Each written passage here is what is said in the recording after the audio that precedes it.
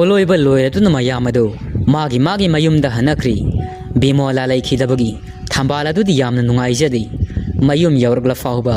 फि using होंदोकप lower फाउबा तुमिना उंगदुना लै बिमोलाना लौरिबा सिबगी फिरेब असि कदाई फाउबो सुंबा कदाई फाउबो लानबा पोस्टमार्टम रिपोर्टुदा मयेक सिंगना इरिबा अदु चुमलिब्रा मिनामना मयेक सारिब्रा मियामगी पुंसी असिबु करिसु ममल लैतना खंदुना पोस्टमार्टम अदुना बिमोलागी पुंसी असि ममल लेहेनखिद्रि नुमिदांग वैरम अदुदा थंबाल अदु ओंदुना लै वखल नुंगाइतदुना अयुक्ति मचिल मनाव अनि अदु चरा हेलबनी साक थोंगनाबा अमुक होटनरी थारोना इसे कैदौरगे तुमिना तासिंदुना फमगा लैरबदी थंबालना बिमोलागी खलु खलुरगा यामना नुंगाइतेदा पोकपदगी नुंगाइबा हाइबदु मसक खंगजिद्रबनी थारोना खंगदिदेसी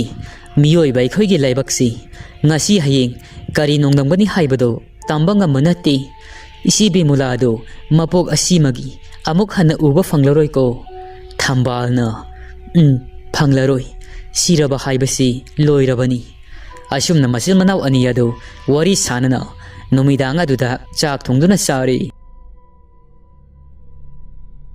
asumdana amukam dauri ayangbi numidangi matamaduda ishaulangi ho ngamkreda ko ngamkre masil manaw nupi ani khak leiri basi masil ba singsi nunga mapairega kok surabadi ayangbi aise pengadabani ngasagi manaw nupi phusudabido aingonda wangang sanganga haigatladana khangloidrado iti khangangi haujingmak nupa maibi leibak saugi manakta ai satlagi haujingmak numidang sida upudagi pijol ahanba adu lauraga hongdoi नुमिदांग अदुदा मखोइगी संगोइद खामदुना लैरिबा Activa अदु थौदोई नुपादगी हेनबी तौगे खनखिबा थबकता का हेनबी अयांगबी अदु मिंगा तौथोरकपा थबकका चप मानाबी मीन हेनजनबा यादबीदो थांगनाबा लैकाइदा लैबा अमाइबी लैबाक साउगी सुमांगदा मिना कुपदा एक्टिवा अदु थौजिलाई मतमदुदा नुमिदांगी लाई खोइरंबा अमगी थौरम पांगदुना लैरमी अमाइबी लैबाक साउ मागी लाइगी थौरम तौफम संगमसा अदुदा लाकलिबी अयांगबी अदु उरी लैबाक साउना कुइरेदा उदबा लाकथोक्तना लाकपदी करी थबक लैरगे अयांगबीना थबक लैबगिनी लाकलिबसी असाबु पुंबा अदु लैबाक साउगी मथक्ता हाइथै मफम मतम इसा सादी खोन खरा वांगलब लैबाक साउना मसिदी मवोंग अमनिको कैदौरगी नुपी नंगबो ननातोंदो चफुदौना साउरिबदुबो अयांगबीना ओ चफुदौना साउरिबसी फानबियो हाइदुना लाकलिबनी लैबाक साउना थिंथाबा तौदे अदुदी हौजिंगमक मरमदो हाइरुदना अयांगबीना अखोइगी लैकाइदा सैदांगबी मसिल मनाव अनिखक लैयि लमजा सरानी ममा पासु मथोंग मरम खंगदबना पोकपनी अस आई यामना पेंदी मसिल मनाव अनि यदो आइगी थक्तगा खुमदनगा सुतौई अमुक्ता हाइगलिबा मंगक्सी अमुक्ता हाइथहनबियु आई यामना पेंद्री लैबाक साउना अदुगी ओइरेको नंगना कंथी थोकै साउरिबदो नमा लैबाक साउ लैरिङै इसा अयांगबिदा मीने हेंजनबगति यारोइ मखोय अदुबु कना कनानुनी अयांगबिना हो थारो थंबाल हाइबदुनी थारो न मनाव नुपीनी थंबाल न मसीनी ओंथोंगना इकाई खंखिद्रबनीदा मिंगोंदा तांगजाफम लौरगा वा साउना साउना गांगी अयांगबिगी वादु ताबदा लैबाक साउकसु खंगली माना हाइगा लांगथाकलिबा मसिल मनाव अनि अदुनी हाइबा अदुबु करीमता खंगसिनदबा सादुना असुमना हाइ करी ममिंगनो थारो थंबाल हाइबसिबु ताबदो ओंथोंगना खुनुंगमु यामना सुइने सिदे ममिंग असिबु अदो नंगना पामबदो करीनो हाइरो नंगी अपामबदो अदु हाइदुनादि आइना तौनिंग हाइदुनासु हेक्ता पंगतौ तौबदो नुंगाइति अयांगबिना आइगी अपामबा हाइयो हाइरगदि मनाव नुपी थारोदो अवाफुमदा ताहनबियु हातपदि हालुनो मैथक्ता ngौदुना थमु संगनिंगबा सेन कयानो आइना लोइना पीगनी अहानबगी ओइना से लिसिंग मंगा से कसेरमलगी लिसिंग मंगा ngौरो ngौंगना माना यालकलिबा बेग दुदगी मनुंगदगी लौथोरई अदुगा लैबाक साउगी मखुत्ता सिन्नै लैबाक साउना इसा अयांगबिना पामबदुमक ngasiदगी हेक तौरगा लोइरे कैनो अयांगबिना ꯊꯕꯛꯇ ꯃꯥꯏ ꯄꯥꯛꯍꯜꯂꯨ ꯑꯁꯤꯗꯒꯤ ꯍꯦꯟꯕ ꯀꯌꯥ ꯑꯃ ꯇꯧꯒꯦ ꯁꯅꯥꯒꯤ ꯃꯔꯤ ꯐꯥꯎꯕ ꯁꯥꯗꯣꯛꯀꯤ ꯑꯩꯒꯤ ꯅꯤꯡꯕꯁꯤꯗꯗꯤ ꯊꯨꯡꯍꯜꯂꯨꯀꯣ ꯂꯩꯕꯥꯛ ꯆꯥꯎꯅ ꯏꯆꯥꯒꯤ ꯏꯃꯥ ꯂꯩꯔꯤ ꯋꯥꯔꯨꯅꯨ ꯑꯁꯨꯝꯅ ꯑꯅꯤ ꯑꯗꯨ ꯋꯥꯔꯤ ꯁꯥꯅꯅ ꯋꯥꯔꯤ ꯁꯥꯀꯩ ꯁꯥꯔꯝꯂꯒ ꯑꯌꯥꯡꯕꯤ ꯑꯗꯨ ꯉꯥꯏꯍꯥꯛ ꯐꯝꯂꯝꯂꯒ ꯃꯌꯨꯝ ꯌꯧꯅꯕ ꯆꯠꯈ꯭ꯔꯤ ꯂꯩꯕꯥꯛ ꯆꯥꯎ ꯑꯗꯨ ꯃꯊꯟꯇ ꯃꯥꯒꯤ ꯂꯥꯏꯒꯤ ꯁꯪ ꯃꯆꯥ ꯑꯗꯨꯗ ꯇꯨꯃꯤꯟꯅ ꯐꯝꯃꯤ ꯑꯗꯨꯒ ꯃꯊꯟꯇ ꯃꯆꯤꯜ ꯑꯗꯨꯗ ꯃꯨꯔꯨꯝ ꯃꯨꯔꯨꯝ ꯁꯣꯜꯂꯤ ꯊꯔꯣ ꯊꯝꯕꯥꯜ ꯃꯈꯣꯏ ꯑꯅꯤꯁꯤ ꯑꯩꯅ ꯐꯨꯛꯄ ꯇꯥꯔꯤ ꯃꯔꯨ ꯃꯔꯥ ꯇꯥꯗꯅꯕ ꯊꯝꯕꯥꯜ ꯅꯪꯒꯤꯅ ꯍꯤ ꯌꯥꯏ ꯆꯤꯡꯊꯣꯛꯄ ꯇꯥꯕꯅꯤ ꯊꯔꯣ ꯂꯝꯕꯤ ꯂꯝꯖꯥꯎꯗ ꯋꯥꯈꯜ ꯆꯣꯏꯔꯕꯤ ꯑꯃꯒꯨꯝ ꯆꯠꯍꯟꯕ ꯃꯁꯤꯅ ꯑꯩꯒꯤ ꯂꯦꯡꯗ꯭ꯔꯕ ꯄꯥꯟꯗꯝꯅꯤ ꯍꯦ ꯊꯔꯣ ꯅꯪꯕꯨ ꯂꯝꯕꯤ ꯂꯝꯖꯥꯎꯗ ꯉꯥꯎꯗꯨꯅ ꯍꯦꯛ ꯆꯠꯍꯟꯕ ꯉꯝꯗ꯭ꯔꯕ ꯑꯩꯒꯤ ꯃꯤꯡ ꯍꯣꯡꯒꯤ ꯈꯪꯂꯣꯏꯗ꯭ꯔꯗꯣ ꯑꯁꯤ ꯍꯥꯏꯔꯗꯨꯅ ꯂꯩꯕꯥꯛ ꯆꯥꯎ ꯑꯗꯨ ꯆꯝꯄ꯭ꯔꯥ ꯑꯃ ꯃꯈꯨꯠ ꯑꯗꯨꯗ ꯄꯥꯏ ꯑꯗꯨꯒ ꯑꯁꯨꯝꯅ ꯍꯥꯏ ꯄꯤꯛꯆꯔꯕꯁꯨ ꯃꯒꯨꯟ ꯂꯩꯈ꯭ꯔꯕ ꯆꯝꯄ꯭ꯔꯥ ꯅꯪꯅꯤ ꯅꯪꯅ ꯇꯧꯕ ꯉꯝꯕ ꯃꯒꯨꯟ ꯎꯠꯂꯁꯤ ꯂꯩꯕꯥꯛ ꯆꯥꯎ ꯈꯨꯠꯇ ꯊꯥꯡ ꯑꯃ ꯄꯥꯏꯔꯒ ꯆꯝꯄ꯭ꯔꯥꯗꯨꯒꯤ ꯃꯌꯥꯏ ꯈꯥꯏꯗꯠꯂꯤ ꯆꯝꯄ꯭ꯔꯥ ꯃꯃꯥꯏ ꯑꯅꯤ ꯑꯗꯨꯒꯤ ꯃꯁꯨꯡ ꯈꯨꯗꯤꯡꯗ ꯌꯦꯇꯨꯝ ꯃꯅꯥꯗ ꯂꯪ ꯑꯃꯨꯕ ꯂꯦꯡꯂꯒ ꯆꯝꯄ꯭ꯔꯥ ꯑꯗꯨꯒꯤ ꯃꯁꯨꯡ ꯈꯨꯗꯤꯡꯗ ꯌꯦꯇꯨꯝ ꯑꯗꯨꯅ ꯂꯦꯡꯁꯤꯟꯗꯨꯅ ꯊꯝꯈ꯭ꯔꯤ ꯑꯗꯨꯒ ꯂꯥ ꯂꯥꯇꯣꯟ ꯑꯃꯒꯤ ꯃꯊꯛꯇ ꯍꯥꯞꯂꯒ ꯐꯖꯅ ꯊꯝꯃꯤ ꯂꯩꯃꯥꯡꯗꯨꯗ ꯂꯩꯕꯥꯛ ꯆꯥꯎ ꯂꯥꯇꯣꯟ ꯑꯗꯨ ꯌꯦꯡꯅ ꯑꯁꯨꯝꯅ ꯍꯥꯏ ꯆꯝꯄ꯭ꯔꯥ ꯅꯪꯗꯤ ꯇꯥꯏꯕꯪ ꯑꯣꯏꯕꯤ ꯊꯔꯣꯒꯤ ꯁꯥꯃꯨ ꯍꯛꯆꯥꯡꯒ ꯄꯥꯡꯀꯛ ꯑꯣꯏꯔꯕꯅꯤ ꯉꯁꯤ ꯑꯩꯅ ꯊꯤꯜꯂꯤꯕ ꯌꯦꯇꯨꯝ ꯑꯁꯤ ꯊꯔꯣ ꯅꯪꯒꯤ ꯁꯥꯃꯨ ꯍꯛꯆꯥꯡ ꯁꯤꯡꯂꯤ ꯅꯥꯎꯔꯤ ꯈꯨꯗꯤꯡꯗ ꯊꯤꯜꯂꯕꯅꯤꯀꯣ ꯊꯔꯣ ꯍꯥꯏꯕꯤ ꯅꯍꯥꯛꯇ ꯊꯔꯣ ꯃꯔꯨ ꯑꯣꯟꯗꯨꯅ ꯈꯥꯡꯂꯨ ꯍꯩ ꯑꯗꯨꯝꯅ ꯍꯦꯛ ꯇꯧꯕꯒ ꯑꯁꯣꯝꯗ ꯆꯥꯛ ꯇꯣꯛꯂꯕ ꯃꯇꯨꯡ ꯅꯤꯡꯉꯥꯏꯗꯅ ꯇꯨꯝꯂꯤꯕꯤ ꯊꯔꯣ ꯑꯗꯨ ꯃꯁꯥ ꯄꯨꯝꯕ ꯑꯗꯨ ꯅꯨꯃꯤꯗꯥꯡ ꯑꯁꯤꯗ ꯆꯤꯛꯄ ꯂꯦꯡꯕ ꯊꯤꯟꯕ ꯍꯧꯈ꯭ꯔꯤ ꯃꯁꯥꯗꯨ ꯇꯨꯝꯂꯝꯕꯗꯒꯤ ꯍꯧꯒꯠꯂꯛꯏ 이제 딸이브로 이사시 야나 사부금 따위시 thambal ado manang nupi tharona adumna haibadagi tumlambadagi hawalai manang nupi tharogi masado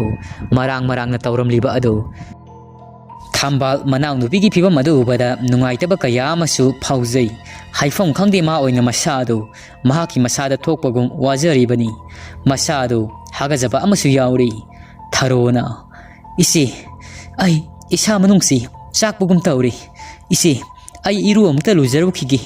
ꯏꯔꯨꯖꯔꯒ ꯐꯕ꯭ꯔꯥ ꯌꯦꯡꯂꯒꯦ ꯊꯝꯕꯥꯜꯅ ꯅꯨꯃꯤꯗꯥꯡꯁꯤꯗꯕꯨ ꯏꯔꯨꯖꯗꯣꯏꯕ ꯊꯔꯣꯅ ꯍꯣꯏ ꯏꯆꯦ ꯑꯁꯤ ꯍꯥꯏꯔꯒ ꯊꯔꯣ ꯑꯗꯨ ꯊꯣꯡ ꯍꯥꯡꯗꯣꯛꯇꯨꯅ ꯊꯣꯛꯈ꯭ꯔꯤ ꯊꯔꯣ ꯑꯗꯨ ꯏꯔꯨꯖꯒꯦ ꯇꯧꯕꯗ ꯏꯁꯤꯡꯁꯨ ꯑꯃꯠꯇ ꯂꯩꯔꯝꯗ꯭ꯔꯤ ꯏꯔꯨꯖꯅꯤꯡꯕꯒ ꯃꯁꯥ ꯑꯗꯨ ꯑꯐꯤꯡ ꯑꯐꯥꯏ ꯑꯣꯏ ꯕꯥꯔꯇꯤꯜ ꯑꯃ ꯄꯨꯔꯒ ꯄꯨꯈ꯭ꯔꯤ ꯂꯩꯕ ꯈꯣꯡꯅꯥꯡ ꯃꯈꯣꯡ ꯑꯗꯣꯝꯗ ꯃꯩꯁꯨ ꯌꯥꯎꯗꯦ ꯃꯊꯟꯇ ꯑꯃꯝꯕ ꯑꯗꯨꯗ ꯆꯦꯟꯈ꯭ꯔꯤ ꯃꯁꯥ ꯑꯗꯨ ꯆꯥꯛꯄ ꯍꯦꯟꯃꯟꯈꯤꯕꯅ ꯊꯝꯕꯥꯜꯁꯨ ꯑꯐꯤꯡ ꯑꯐꯥꯏ ꯑꯣꯏ ꯂꯩꯇꯟ ꯑꯃ ꯄꯥꯏ ꯃꯅꯥꯎꯅꯨꯄꯤ ꯊꯔꯣꯅ ꯈꯥꯡꯕ ꯉꯝꯗ꯭ꯔꯗꯨꯅ ꯆꯦꯟꯈꯤꯕ ꯃꯥꯏꯀꯩ ꯑꯗꯣꯝꯗ ꯆꯦꯟꯈ꯭ꯔꯤ ꯊꯝꯕꯥꯜꯁꯨ ꯄꯥꯈꯠꯂꯤꯕꯅꯤ ꯉꯁꯤ ꯊꯔꯣꯒꯤ ꯑꯃꯨꯛꯇ ꯇꯧꯗ꯭ꯔꯤꯕ ꯃꯑꯣꯡ ꯃꯇꯧꯁꯤꯗ ꯊꯔꯣꯒꯤ ꯃꯁꯥꯗ ꯑꯀꯤꯕ ꯑꯃꯠꯇ ꯌꯥꯎꯗꯦ ꯄꯨꯈ꯭ꯔꯤꯒꯤ ꯏꯁꯤꯡ ꯑꯗꯨ ꯁꯣꯛꯂꯒ ꯀꯣꯛꯊꯛꯇꯒꯤ ꯍꯩꯊꯈ꯭ꯔꯤ इसिंदुना मसादा थेंगबदा मागी प्रोक प्रोक साकपा अदु फाबगुम तौरी थंबासु मनाव नुपीगी मतवदुदा मिलु पिरांग इहौरी थारो इसिंग अदु अरेबा खम लैतना सोकलगा अदुमक हैथरी मकोक्तगी साइथरी इसिंग अदुना मसादा लोइनरिङै फाबगुम निङि हेक लेपदा मसा अदु सिकपा साबा लेंगबा थिनबा प्रोक प्रोक साकपा कयामसु तौरी थारोगी यंगहैद्रबा मतवदुदा थंबाल अदु तौफुम खंगदे यामना वाजै करमनबु थेमलुगनी असि खल्लुबदा अमरोमदा थारो अदुदी इसिंग अदु साइथादुना हेकना कप हौरी महाक्सु लैराई मपाल अदुदा मसा पुंबा अदु पुंगसोसोत समलांग इफापा करिनो मंगोदा तौरिबसि हाइबगे मतागुम पुखरी मपाल अदुदा असोंग नापी मरक अदुदा मकुत्तु नापी मकादा पाइदुना कपी लाव खोंगदुना इसी आई सारी असुमननी हाइरिबा मसादो हिक लाउरी थंबासु पखसै मनाव नुपी थरोदो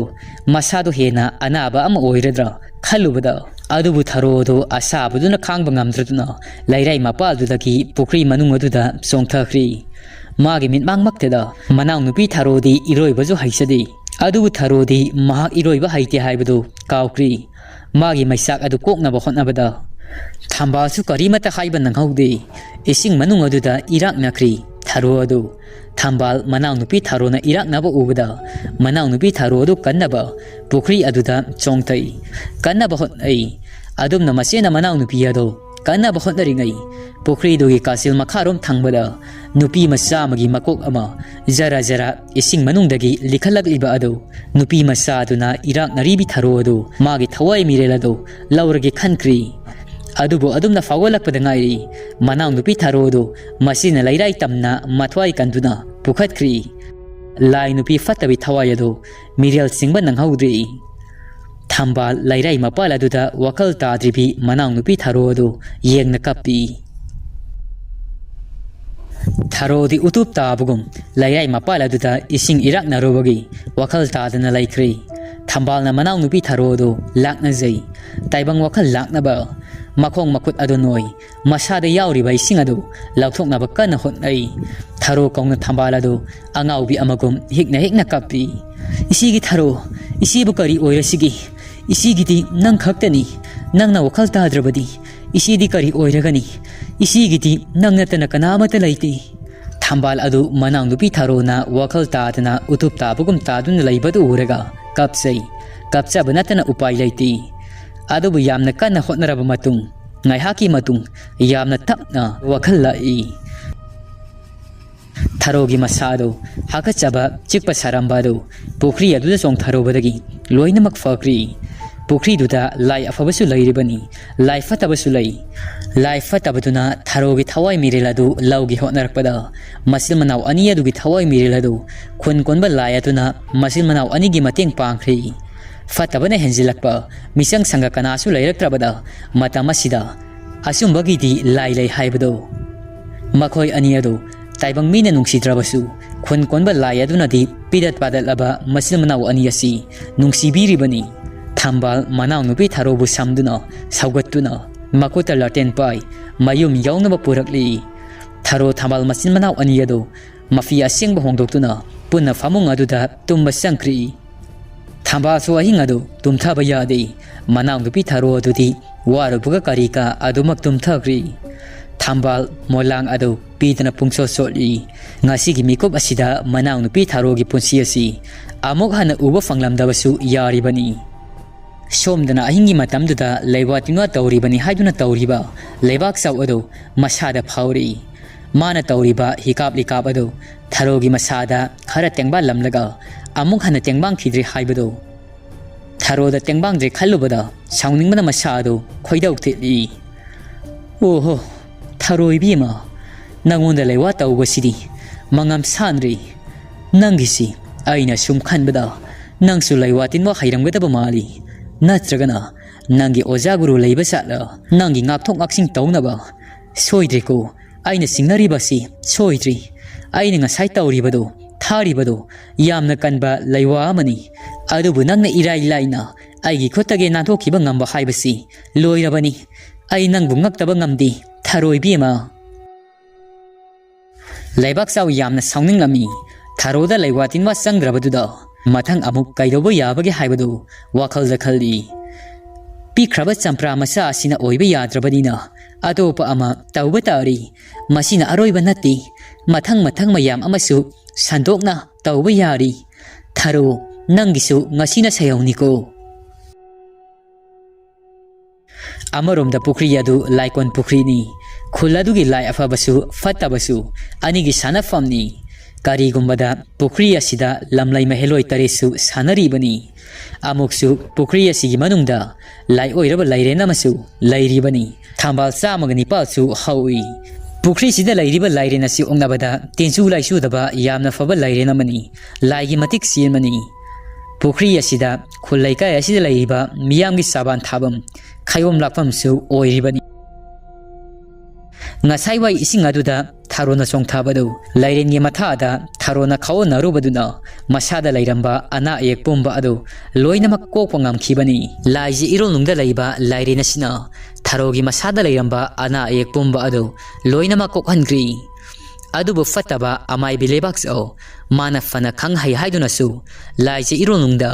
laire laba lai oiraba ama lai haibadi khangjabanati mana tawriba fataba thabaksing hikap lekap sing asigi hairobadi ngasaina tharo ado khongdrum olagadabani lengba thinba chikpa sabada aduna magi wakhalda tharo namasabu irai laina ngaktok saba ngamki haibasi mahaki mafamdadi wa loikri Tharobusu madawna mai haibi oina khankri Tharo adu amuk hanna ngasigi ahi ngasina mahakpu maithiba pibadi ngamdrabasu hayengi ayuktadi amuk nauna hikap likap asi tharagi khankri Laibak sauna lengbi yetum adu masin pangsinkri Champra sing adusu loinamak pumduna topna kangsinba khuijinba haukri Masina takpadi Tharogi masada kapa hikap likap adu sangdri haina takhibani Champra adu yenglaga lebak saugi masadu sauning basu asum hengal I ahing adu tumdaba makai kaidobu yabagi haibado khanjai thambal adu asomda kamdauri Bimola laikhidabagi nungaitabaga manau nupi Tharogi oikiba phibam aduga ani asi kawba ngamdabagi makoktuda punsin khibana thambal adu tumthaba yadri omlaga thamoi adu chai miludagi sintharakba birang aduna wahang oiri nongdama mangonda phanglaroidaba wahangi paukhum taina phom khangdraba punsi asimagi loiba naidraba thaudok wathok khorauda thangduna leiraba punsini Karamba numita haksang na malemda tinkhini haksang na malemda tinkhiba numit ado loiri awa nungai pomba asi asum na wakalda phombang na duna lelingai makhoi ingkhol ki makharom thangbada nupi ama hikna kappagi makhola matar I tarib makhola do magi laikhidabi mamanabi bimola gi khonjel oinasu kapliba makhola do yamna nakna taram I thambal ado hiplambadagi hawala I kankal ado haidoktuna Thamduna laikri aina tariba khonjel asi laikhidrabi aigi ita bimola gi khonjel natabra manida kapliba nupi asigi khonjel chi aigi ita bimola gi khonjel ni aibu mapalda thoklaga yengno sirani adubu madi sikhri asibana ahingba marakta kaidau nungdasu halakpa oithokti aduga asiba thawai mana kari piendaba ningamdaba laibagino tengthana oina kapliba ai yengmana sumgadra asingba oina khangdokpasu khangtreda kaino aina tawgadabasi manglana taibang oi khudingmaksi taiwonari thambaldo adumna khanjana duna leiringai nupi adudi ingkol adugi makharom thangba saruk aduda leptuna kapliba adu hena tengthaba helai henjinba ama yawraklabaduda thambal adu imungda leiba yaraktri Makuta larten ama pai thong adu tapna hangdoktuna thokri aduga amuk manau nupi Tharo adu takini haibigi matagum thong adu tapna thingjinkri aduga thaumai adu pai akoi baduda yenglakpa matamda phingau sepi nupi ama makharom thangba sarukta tumina leptuna leiba adu thambalgi mamitta mayek sengna uri Madu ubada thambal adu swai lawi nupi adu thambal tholakpa ubada mamai adu makharom onduna khong thangba hokri thambal na kapkhai kapmlaga ai lakpa ubadagi kapasu tokri aduga namaisi makharom onduna karigino tafing chatpadawna tawribasi magi phibam si yengbada ita bimolagi phibam sabandi manaisi ai asengba amadi khangba pami ingkola sida laklingaidagi phangliba aki akangsing asi masigi maramda ai khangninglibani wahang asigi paukhumdi phingau sepi nupi asida leiri matang asida ai ki bayadi ai nupi se fangnaba tanaragi asi khaladuna thambalado nupi aduna satkiba maikayadomda tanaba hokri nupi adusu magi safam thokpa lambi aduda leptuna sali thambalsu tung inaduna adumak tanara I